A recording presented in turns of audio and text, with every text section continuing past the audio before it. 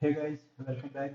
So today we are going to decode how to integrate this cursor AI to our IDEs so that we to increase so that we can increase our productivity. So for that what we have to do is we have to just download this cursor AI from this website called cursor.com. Once we download, we have to install it. So once we install, we can see this idea like this.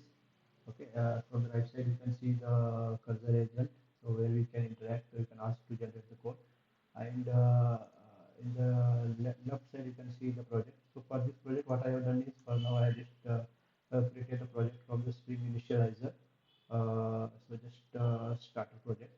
Okay, so you can also just use the related this project metadata, Spring Boot version, Java version, and add the dependencies and extract it and import in your cursor ID. So you can import it from here.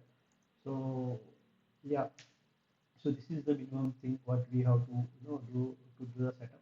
Of course, we have to register in this cursor AI website. We have to sign up. So yeah.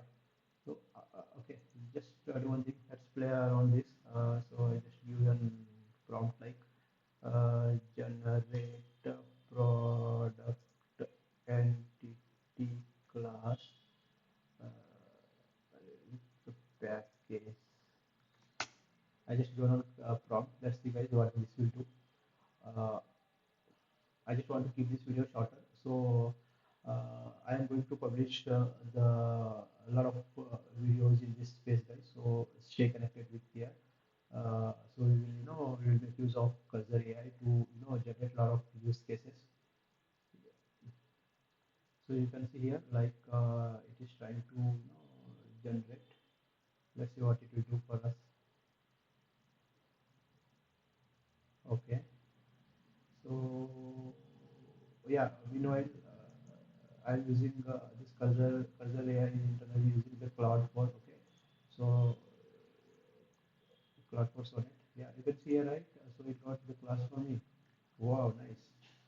So if you accept, just you can accept. Okay. See here, it has generated the setter getters, the constructor, parameterized constructor. Okay, I think for this maybe we need Jakarta. Let me quickly fix this, guys. So yes, Jakarta dot persistent it should be dot star. Okay. Yeah.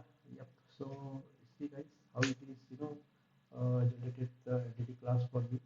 So with all annotations, required annotations. So this is the product it has taken by default. So we can use the different fields whichever you want.